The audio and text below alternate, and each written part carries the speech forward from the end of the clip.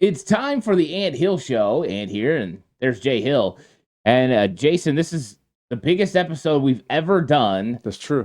Because it's Super Bowl week, and that means 49ers have an opportunity to do something they haven't done since 1994, and that's win a Super Bowl. Since we were teenagers. Viva Las Vegas. Here we go. Yeah, you felt like we were teenagers back then?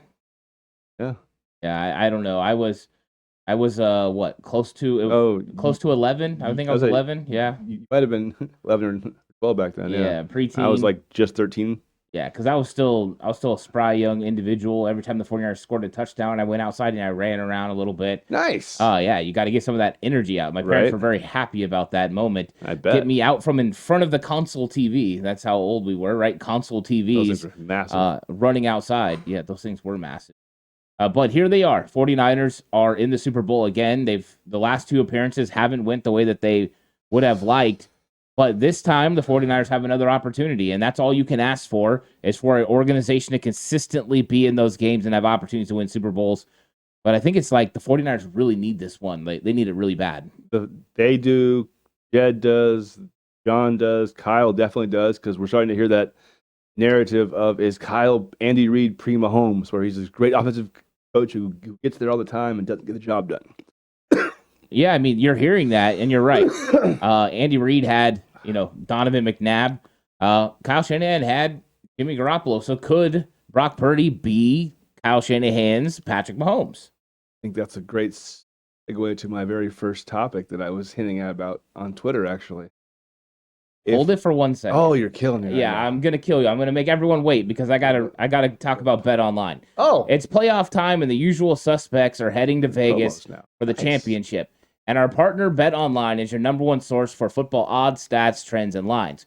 With everything from point spreads to hundreds of bets on everything from the coin toss to the color of the Gatorade. Bet Online is your number one source for your championship wagering. Head to Bet Online and join today to get in on all the action. Bet Online, the game starts here. Now let's get into to play the game. Yeah, we're ready for this Triple now. H entrance. There we go. That's a great little promo, actually, too, because the start of the week, remember, right after the game, it opened up at 2.5, and then it went down to 1. Yeah. And it's back up to 2.5 again. So Soggy field equals better odds of winning. As shocking as that is, it looks like the smart money's coming in on the Niners here. But I like smart money, which gives me some reason to hope. Now, what I was on Twitter a few days ago, I was hinting at an issue that I'm seeing that concerns me. If you historically look at Super Bowl winners, not teams who get the Super Bowls, of the 57 Super Bowl champions that we've had so far, there's only 9 guys who are not surefire, either in the Hall of Fame or going to be in the Hall of Fame. Hey, there's the occasional outlier of Nick Foles or Brad Johnson or Trent Dilfer, all that kind of stuff. But historically, it's Elway, Bradshaw, Montana, obviously Brady, Steve Young, Favre, Rodgers, even Matt Stafford. That is a Hall of Famer to me, right? So when you look at the historical context of who wins Super Bowls, you find lots of guys who get Super Bowls who aren't good quarterbacks. Very, very often does not a near Hall of Famer. I think of the 10 guys who aren't sure. I think Russell Wilson's the one that could get it down to 9. The last couple years, obviously, haven't been great, so that might put a damper on him. But the Seahawk version of Russ might get into the Hall of Fame still. So at best, 9 of the 100 and potentially 114 game Super Bowl quarterbacks aren't in the Hall of Fame. My question to you is, we have Patrick Mahomes, who's trending to potentially challenge in the Brady, Montana echelon of the best ever that we've ever seen. And we're out there with our guy, Brock Purdy, who's, obviously, you watch the show, I like Purdy a lot, but the idea of Brock Purdy beating Patrick Mahomes, because remember, the only time Patrick Mahomes has lost a playoff game is Joe Burrow and Tom Brady. So it takes the best ever and a guy who, if he stays healthy, will be in the Hall of Fame himself to beat Patrick Mahomes in a playoff game. So we're asking Brock Purdy to at least somewhat match Patrick Mahomes in a Super Bowl, when throughout the first playoff games, PFF has him as had 23% of his throws have been dangerous or high risk throws that could have resulted in a turnover. Mahomes is at like 1%. So my big concern is Brock enough with obviously our roster is great. Well, their rosters were pretty damn good too. Is Brock good enough to actually outduel Patrick Mahomes in the biggest game of the year? And I don't know. That's my issue. Well, I think when you're looking at a list and you're looking at it in hindsight, it's easy to say, oh, well, all these guys were Hall of Famers. But in 1981, Joe Montana wasn't a Hall of Famer. In 2002, Tom Brady wasn't a Hall of Famer. In 2019, Patrick Mahomes wasn't a Hall of Famer. So before they won the Super Bowl, they weren't Hall of Famers. In fact, with most of those, including Tom Brady, he was overshadowed by Kurt Warner. Kurt Warner was going to be the guy that absolutely smashed, dominated. That defense for the Patriots was going to have to be the one that got it done. So to me, this is one of those questions where it's like, well, why not Brock Purdy? Will we be talking about Brock Purdy in 2 or 3 years as one of those elite caliber quarterbacks? Because you just look at his efficiency rate. He throws less amount of times for the most amount of yards in those time periods. So when you're talking about efficiency, you're talking about a guy that puts this game on his back.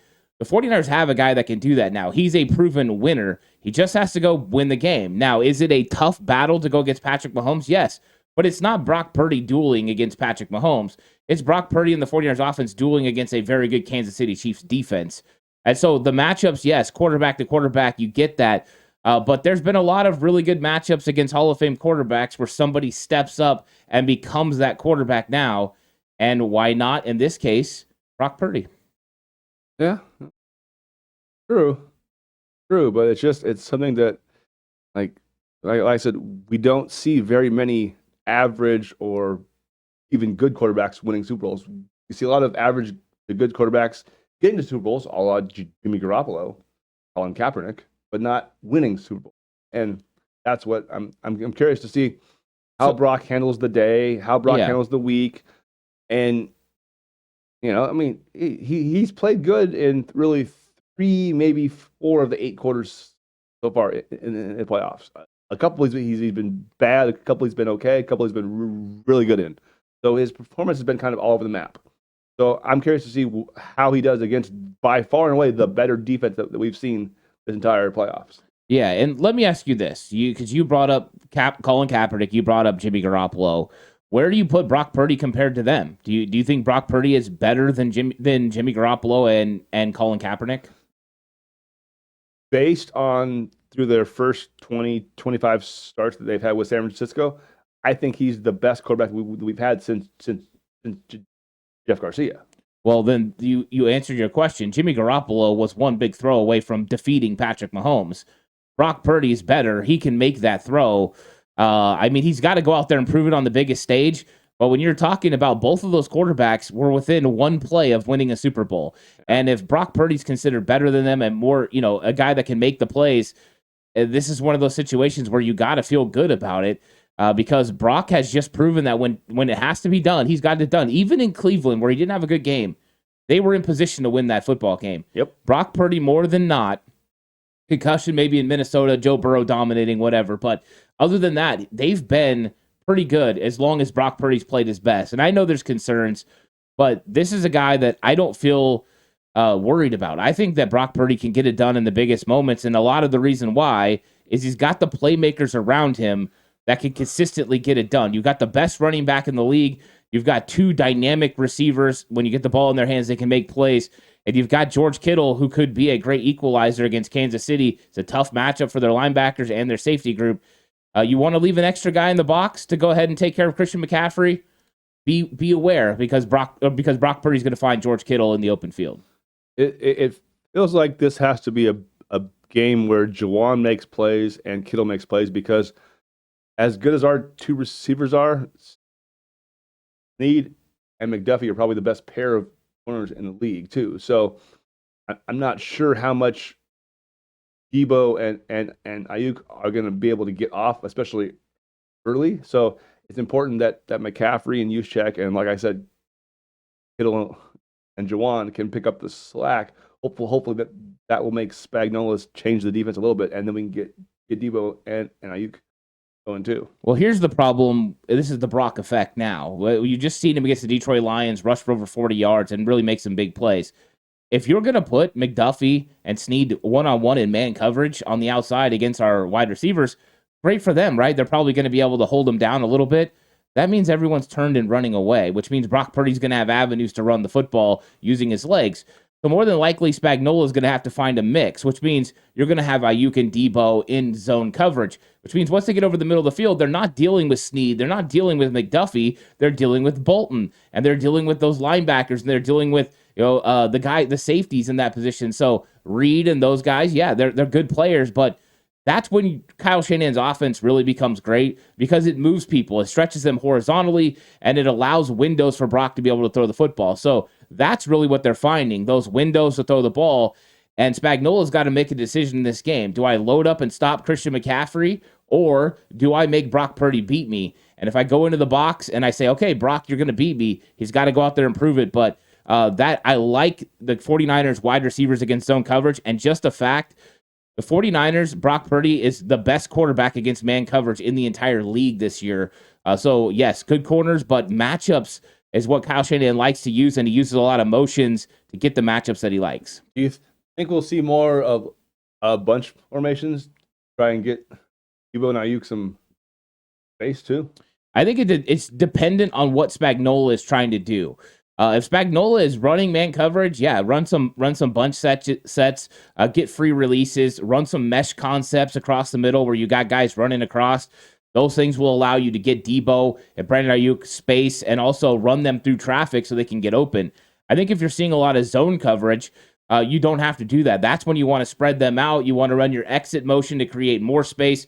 With zone coverage, you want to create the most space you could possibly create and create windows to catch the football. So I think it's determined by what Spagnuolo does. The one thing Spagnuolo does really well is come with blitzes at unique times, and he's very good at it. Where you had ones with the Lions that weren't very sound as far as schematically, they were just odd. With Kansas City, they're very schematic. They always have guys who roll into the right places. So locating those is going to be interesting. And he blitzes more on second down than any other down. So the 49ers need to make sure they're on schedule on first down. That way they're prepared to take a short play, a quick get the ball out and hit that hot read. So that way they don't have any problems of taking a loss. Hot route. Yeah, red 7. Red 7.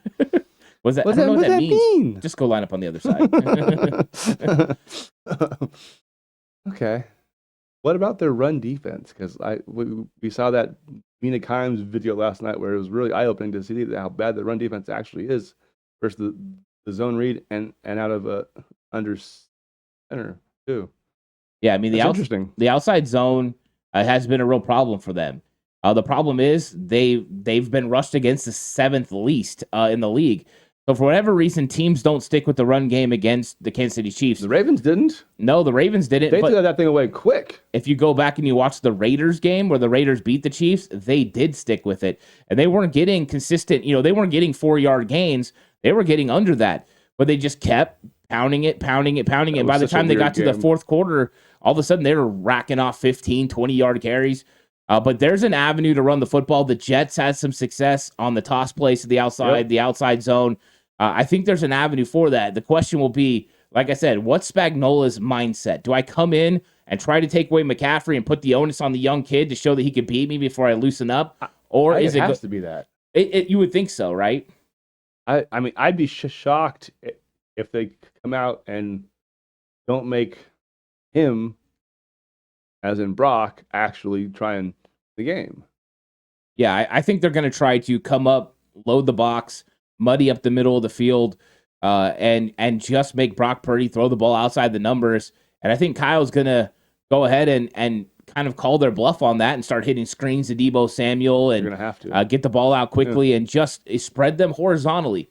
Once you spread them horizontally, that'll create the space. You might still be able to run the ball even when they have 8 guys in the box, but I think early Brock might have to loosen them up, make a couple good throws, get the ball out. If Brock Purdy can show that he's Brock Purdy and make those throws that he normally makes, that will make Spagnuolo back off, and then you can really turn to McCaffrey and get that run game going. Yep. And the key to this game has to be McCaffrey, getting a significant amount of carries, the 49ers rushing the football 30 plus times has got to be the main goal, and making sure that, you consistently move the ball, keep the ball out of Patrick Mahomes' hands. But you have to be really good on first and second down because they are one of the better third down defenses in the league. Now, I say that even though Detroit had a better third down, defense than the Chiefs, actually. They only give up third downs at 36%, Chiefs at 37%. 49ers were 50% on third down against Detroit.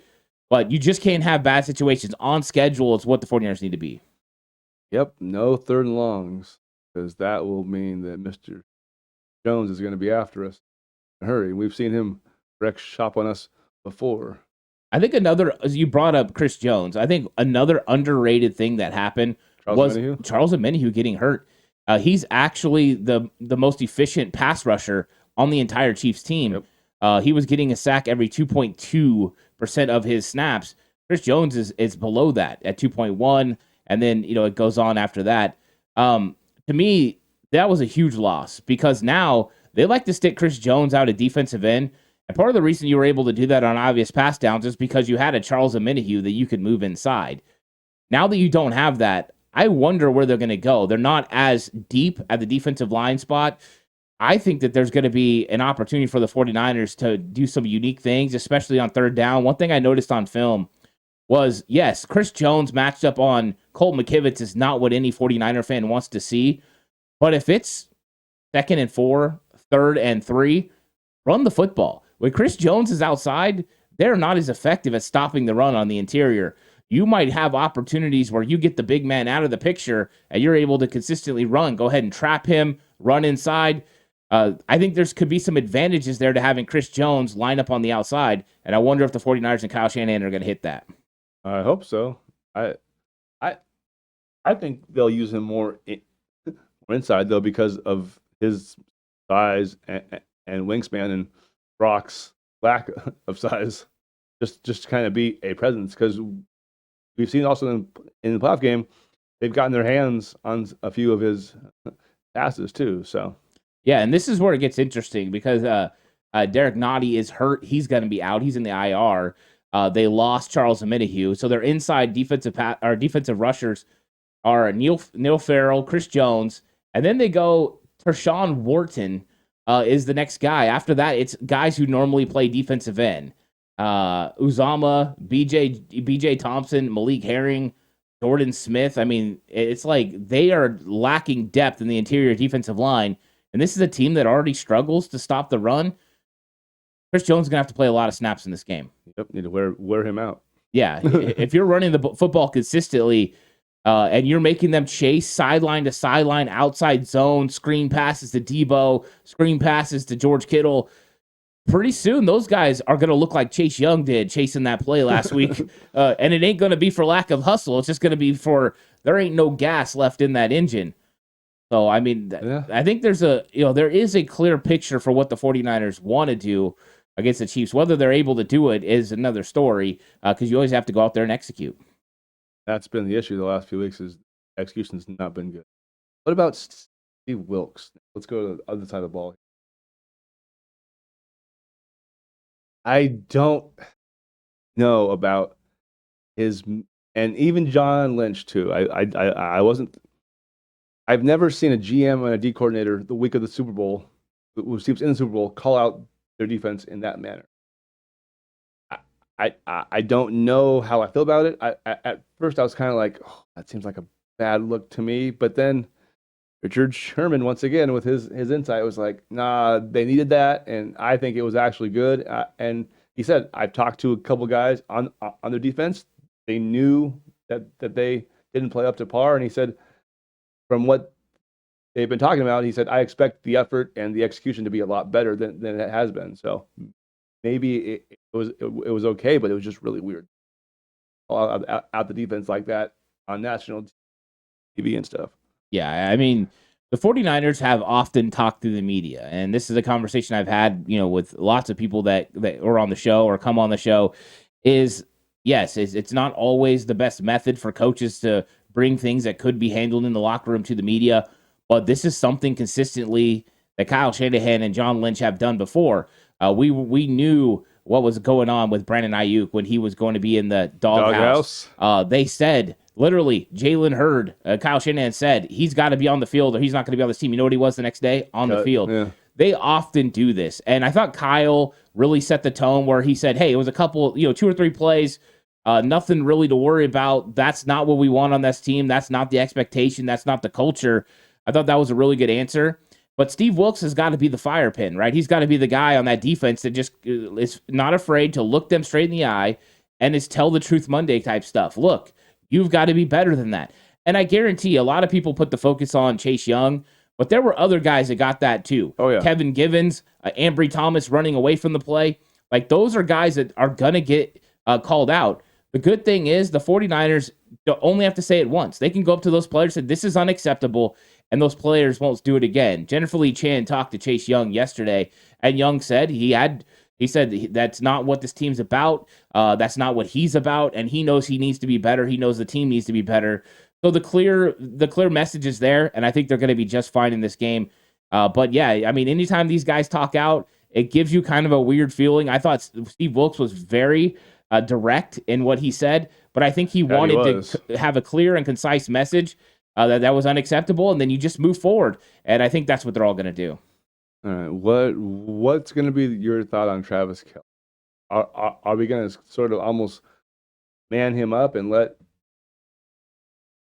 maybe Fred sort of take him, or Jair? I mean, what are we going to do with him? Because he, for as awful as he looked throughout this entire regular season, he's been a monster in the playoffs, and he's making that whole offense go again.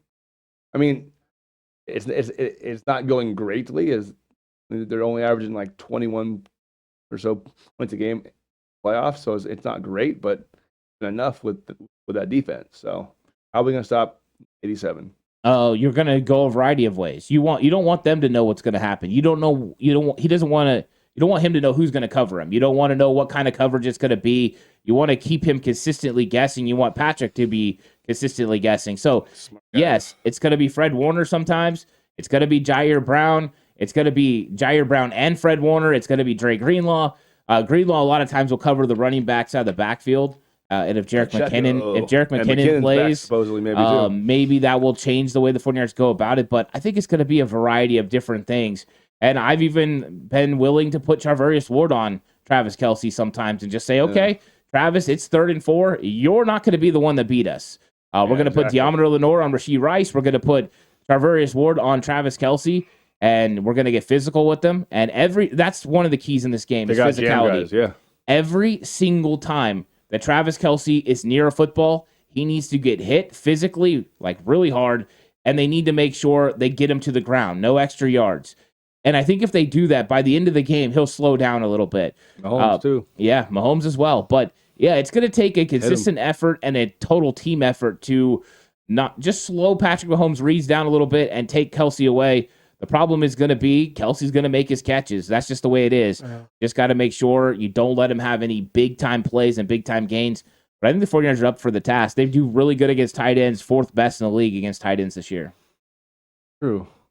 Darren Waller still trying to figure out what happened against us. Yeah, and Pat Freiermuth was like, "Who dat? Who there?" for a long time. Yeah, right. He got lit up at the goal line. So, yeah, be physical with the Chiefs. Absolutely, draw off their timing and make Mahomes hold the ball the extra half second. Because now, what concerns me is, what about a year and a half ago when they just obliterated it? Now they don't have Juju Booster anymore, and then a couple of those guys are gone. But Michael Hardman's still there, so those Jets sweeps, which don't exactly, we play those somewhat auspiciously at times.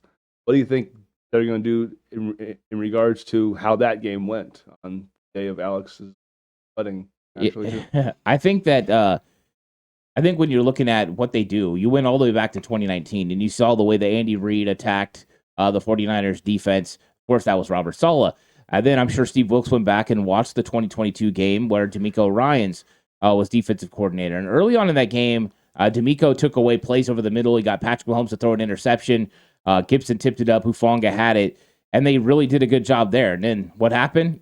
The Chiefs adjusted. So you got to make sure you're consistently adjusting on the fly. That's why I said different looks consistently. You have to make sure as soon as they think they've got a picture of what you're doing something else. Better change it quick. And so I think that you're going to find the things that they did well. You're going to expect them to try out those things and see where they go. So, yes, you're going to have to make sure that you're able to handle those plays to the outside, those jet sweeps. Those were huge with McCole Hardman in that game. James Williams last week, too. Yeah, I think that was a counter, a different type of play. But you're right. I mean, that backside integrity's got to be good. And what you had was not exactly the most sound technique. It wasn't so much a scheme problem, but sound technique, because you have two players on the outside that have to make it. When they're cracking on Bosa or in those jet sweep situations, they're running around him. You have a force defender, which is your corner usually, that has to come up and force the ball inside. And you have an alley defender, which is usually your nickel corner or a safety or both. And they've got to come up and fill the lane and make the tackle. A lot of times you weren't getting the proper technique, the proper angle. Force defender a little slow to get there. Alley defender takes the wrong angle, and you get big-time plays like Jameson Williams. And then when you have an opportunity where somebody else could have replaced and made the tackle, they were running backwards. They got in the way of somebody else. So it was one of those issues where it's not scheme, it's technique.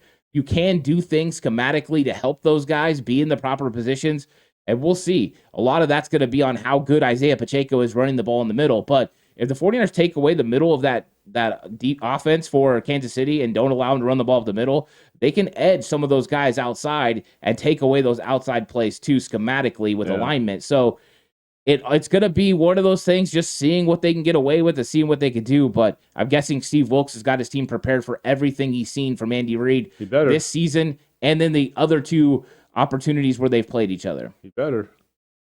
I still think his job might be at stake here. I don't know. I think that potentially if this goes bad and defense looks shaky, that John and Kyle might move off of him. What do you think? No. I mean, they would have to get completely blown off the hinges, because you can look at the plays last week and it wasn't a Wilkes problem. I mean, is there a couple of things that he could have done to adjust? Yes, but this is an execution problem. And execution, yes, a lot of times you can point towards the defensive coordinator, but it's position coaches that have to be the ones that get the execution down. The coordinator is the CEO of that. But there was a lot of things where these guys just took some chances and didn't make plays. Once they settled in, they made plays. And Wilkes made subtle adjustments. A lot of that was disguises and coverage that helped against Jared Goff.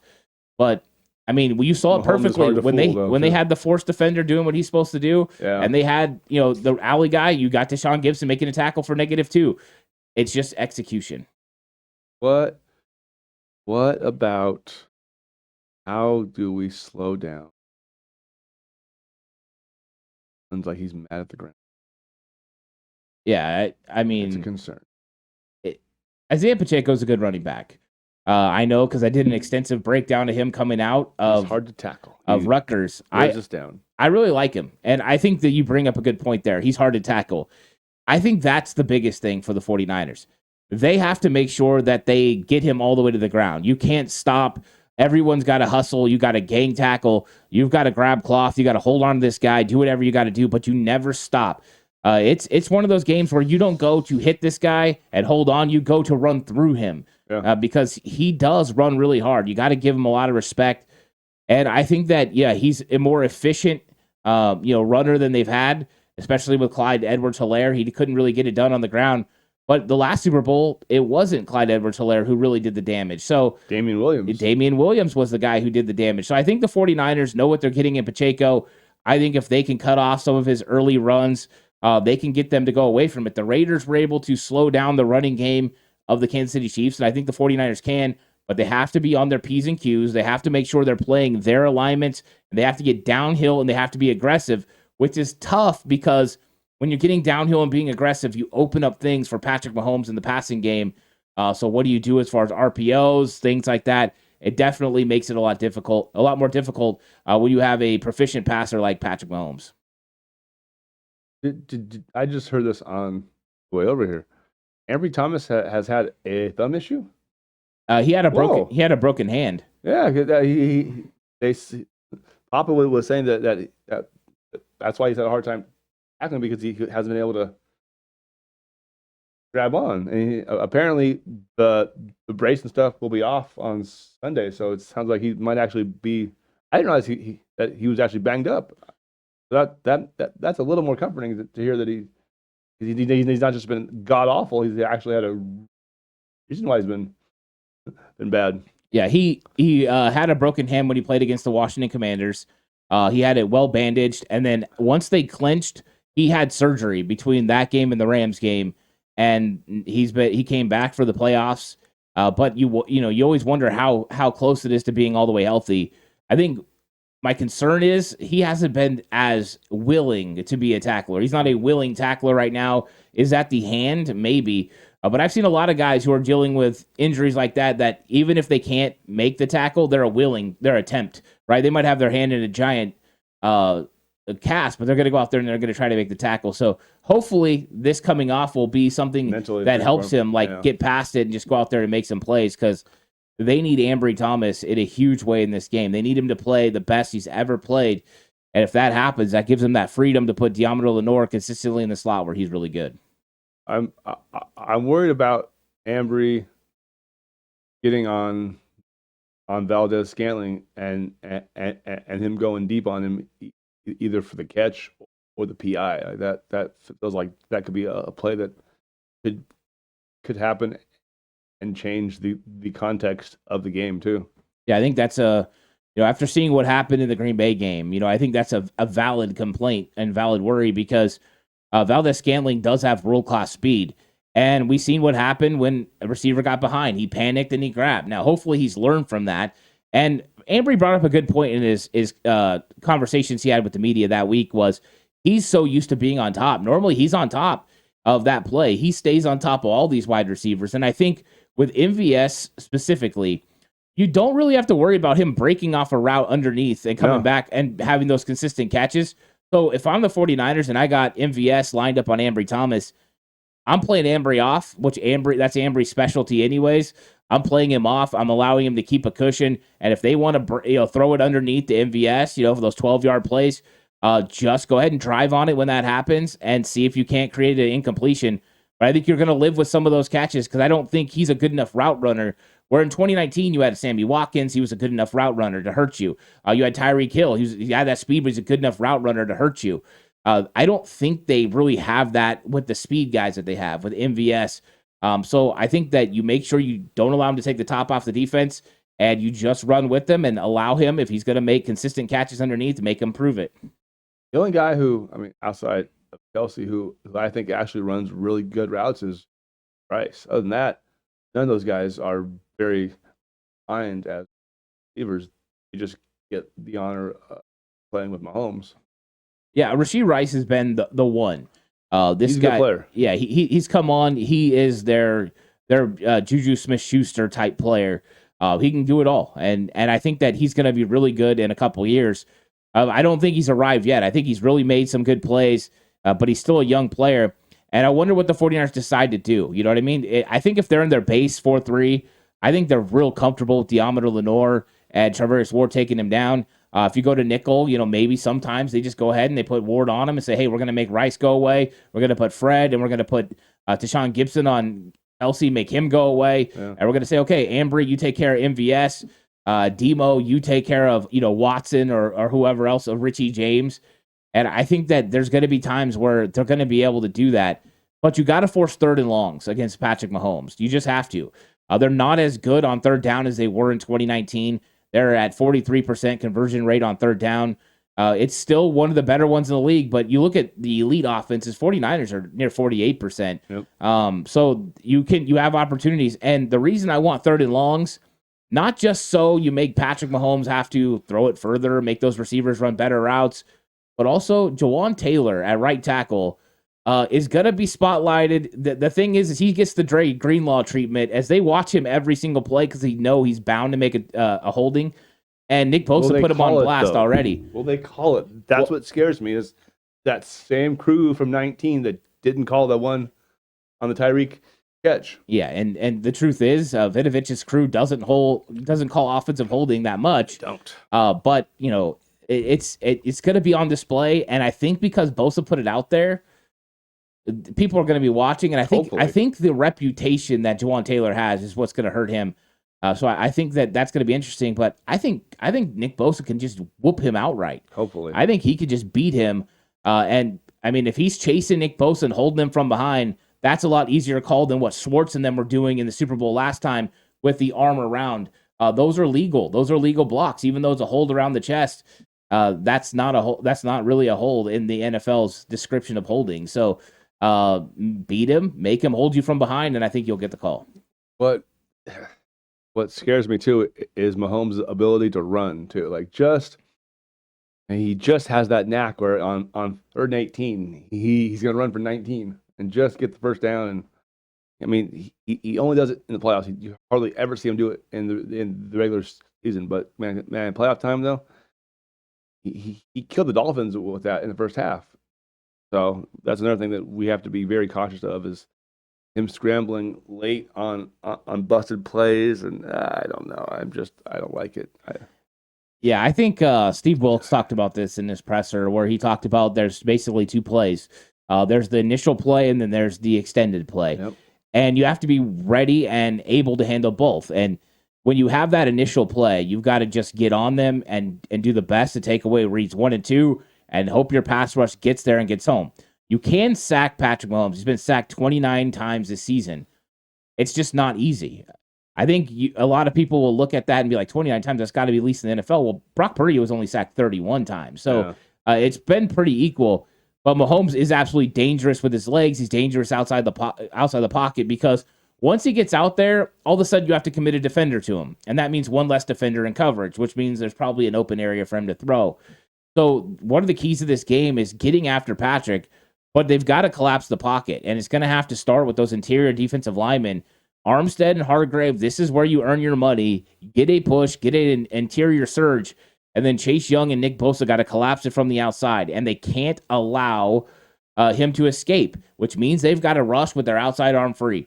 They've got to rush at a specific bend to where he can't loop around and get outside. It's going to be huge in this game, but if they can collapse the pocket and put pressure on him into his feet, he will throw without using his legs. Oh, yeah. And sometimes that ball flutters just a little bit, and they could have some opportunities. Yep. That's one of the few flaws in his game is he will do that, where he'll just wing it without even moving a leg. And part of it, too, is his arm is so damn strong that a lot of times he can just do that because he's just a freak athlete, too. But yeah, I mean, the 49ers got him twice in the Super Bowl in 2019. They forced him to a 4th and long, and he threw a pick, Fred Warner. And then later on, it was, off the receiver's hands, ball a little bit behind. Guess who's standing right there? Tarvarius Moore. He makes the catch. And, you get these 2 big interceptions. The only problem was 49ers quarterback was turning the football over as well. Didn't capitalize. And so, I mean, there's going to be opportunities. I mean, Patrick Mahomes has been great in the playoffs. No turnovers. That's been fantastic. But during the regular season, he turned over the football a lot. In fact, the Kansas City Chiefs turned over the football a ton. They were minus 11 during the regular season. They're currently minus 9 in turnover differential. They turned the ball over 30 times, and they only created 21 turnovers. That's including playoffs. That's not great. In fact, this is the biggest turnover differential 49ers to opponent that I've seen the entire year. 49ers are plus 21 against the Chiefs. That's crazy. That's why I doubt we'll see Kadarius Toney. Yeah. He's got hands like a snake has hands. Yeah, he think about that one for a second. I think he has. That makes sense. Yeah, because they don't have hands. Exactly. But I think, honestly, when you look at it, he's got an endorsement deal waiting for him with Butterfinger. Absolutely. Yeah. 100%. Yeah.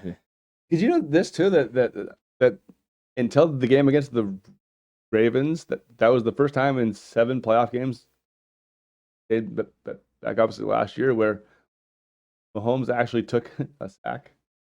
It doesn't surprise me. He doesn't get sacked in the playoffs. It's crazy. Well, the Kansas City Chiefs also go with a very unique style of a lot of holding. And they just figure that it's not going to get called, right? I mean, it's like kind of like what Seattle used to do in the secondary with the Legion of Boom. We're going to hold. You're probably going to hit us for 1 out of the 10.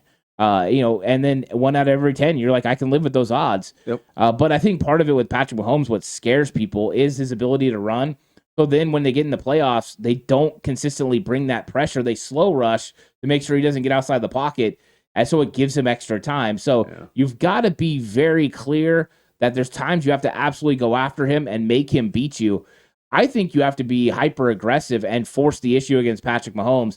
They are not one of the best teams as far as explosive plays in the league. No, they're actually bottom third. Yeah, since they just don't have that explosive nature about them anymore.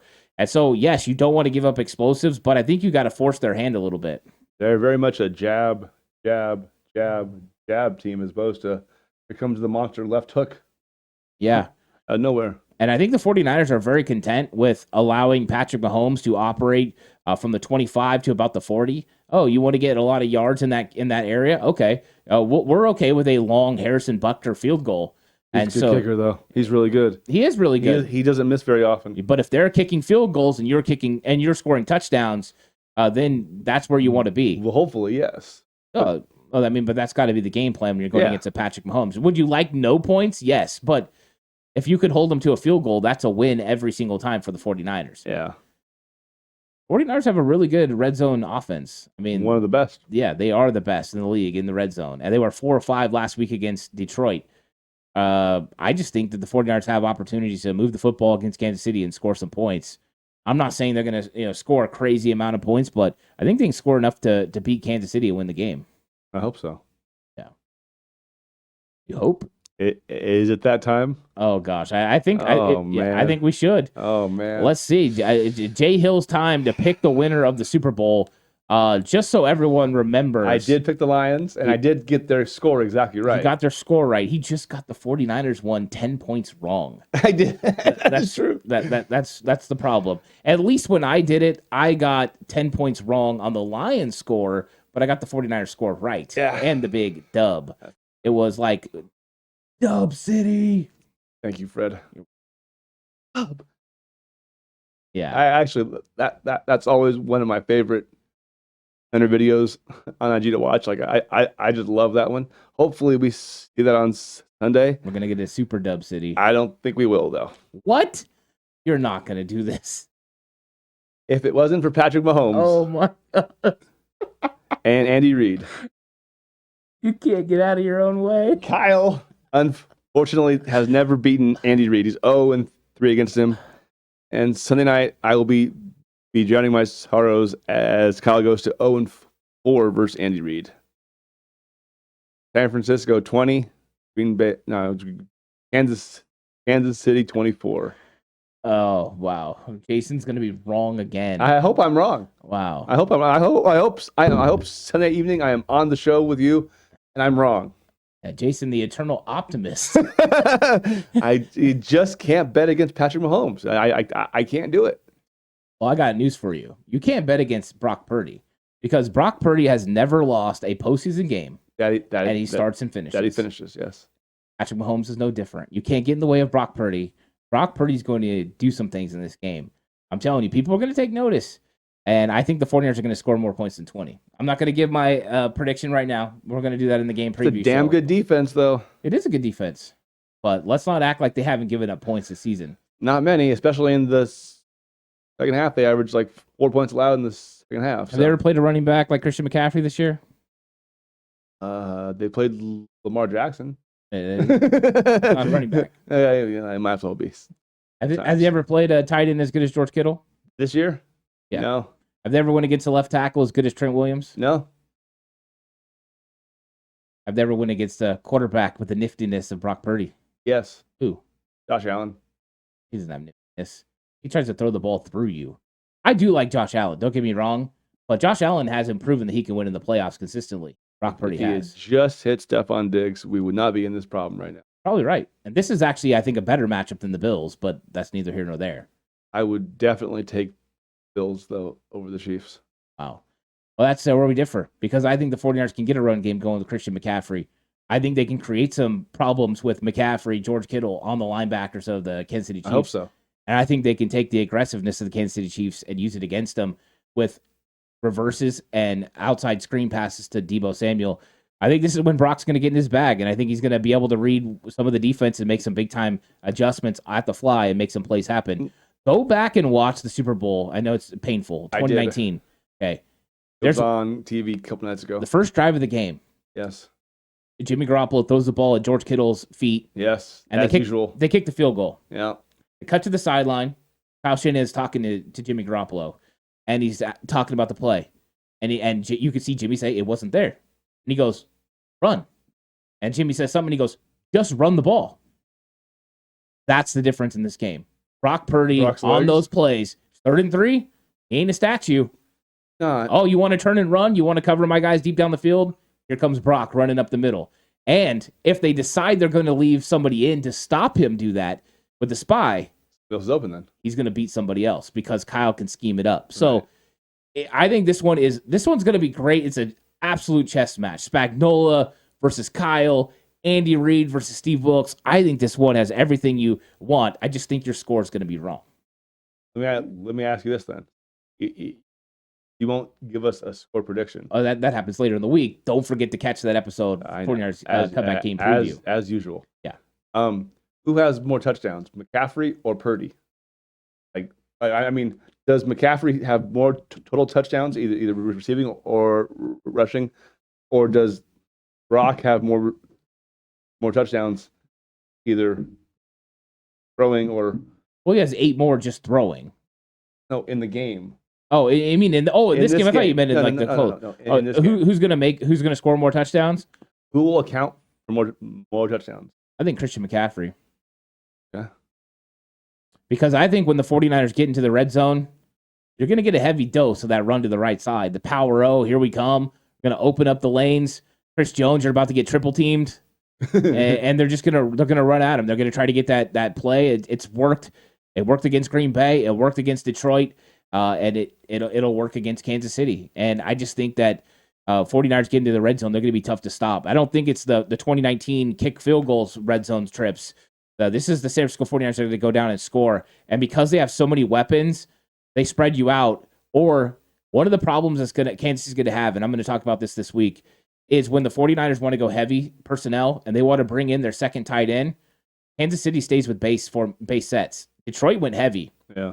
They're going to stay in that base.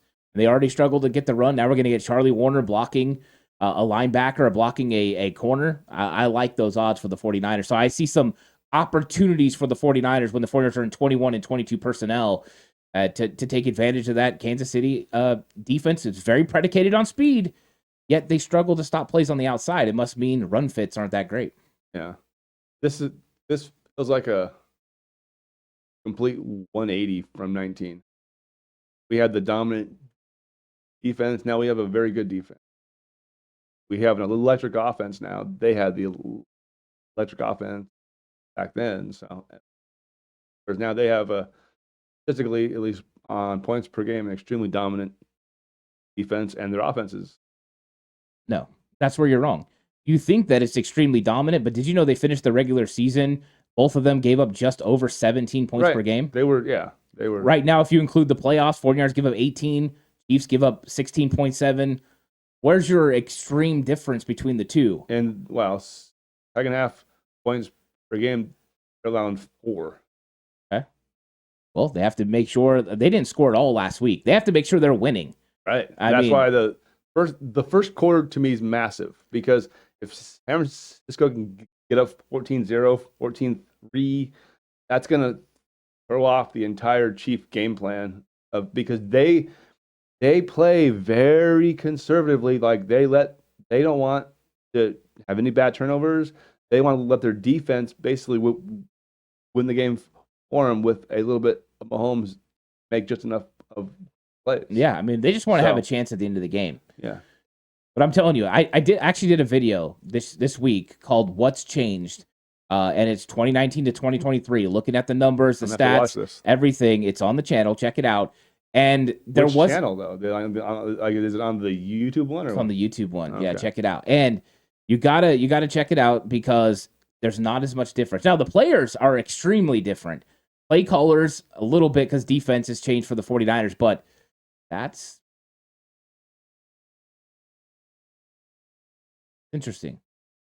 But the Chiefs were definitely a better offense. That's definitely changed. They averaged over 28 points per game in 2019, and it's down, a clear 6. Yeah. 49ers actually averaged more points per game in 2019 than they do right now. They average 29. Which is odd because this offense feels way, way, way better than that team's offense. Yeah.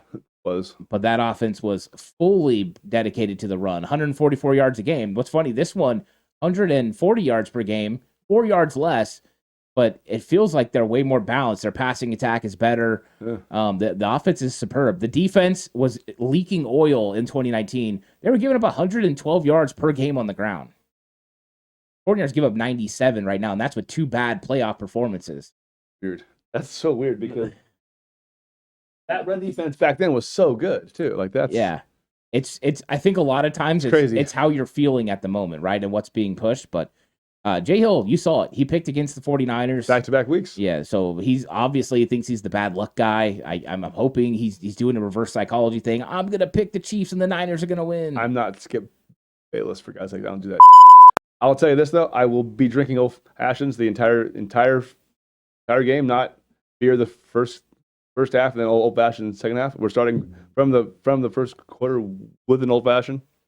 There you go. Because when I went to the Old Fashions in this second half of the last 2 playoff games, it worked a lot better than the big IPA that I was doing first half.